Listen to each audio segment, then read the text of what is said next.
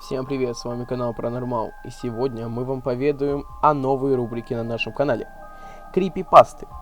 Эта рубрика будет вам подавать, скорее всего, выдуманные, но и без того страшные истории о жутких персонажах хоррор-игр, историй, совершенно различных вселенных. Заинтригованы?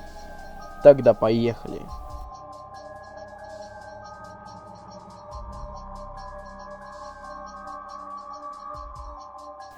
Однажды, холодным зимним вечером, некая 16-летняя девушка была дома одна и смотрела телевизор.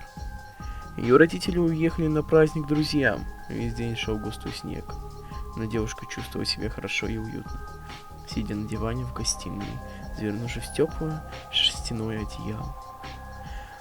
Полночи родители еще не вернулись, и она стала чувствовать себя тревожно. Звонить им она не хотела, чтобы они не подумали, будто она не может сама о себе позаботиться. Телевизор стоял в углу комнаты, рядом с большим окном.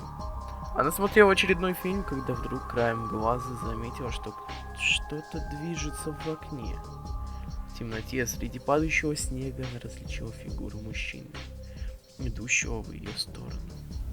Когда он приблизился, она смогла разглядеть его лицо. Оно было покрыто шрамами, а губы были растянуты в зловещей улыбке. Испугавшись, девушка замерла, не смея зашевелиться. Человек так стоял, молча смотрел на нее через стекло.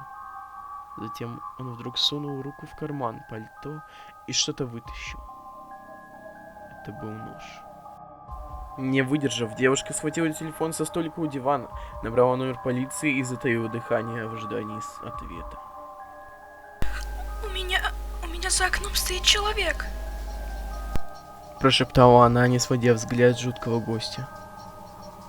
У него нож. Пожалуйста, приезжайте побыстрее. Мой адрес. Она сидела неподвижно. Минуты проходили одна за другой, человек за окном все так же стоял и смотрел прямо на нее. В конце концов, девушка услышала снаружи звуки сирены.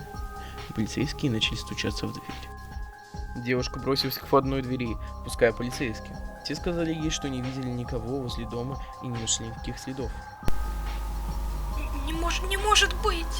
Сказала девушка, указывая на окно.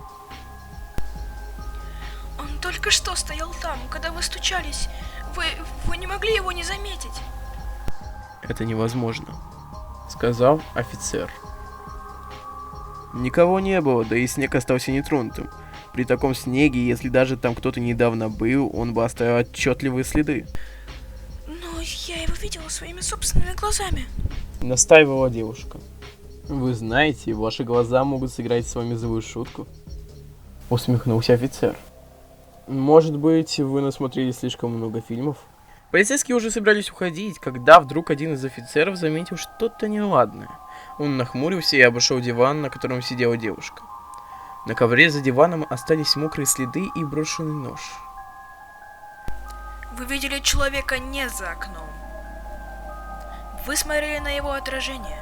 Все это время он стоял в 2 шагах за вашей спиной. Ух, жутко. Ну, вряд ли, конечно, хоть кто-нибудь из нас может спутать отражение в окне с человеком за окном. А что бы вы делали в подобной ситуации? Напишите свое решение данной крайне необыкновенной задачки в комментариях. Всем пока! И смотрите, не обоссытесь ночью, смотря в пустое окно.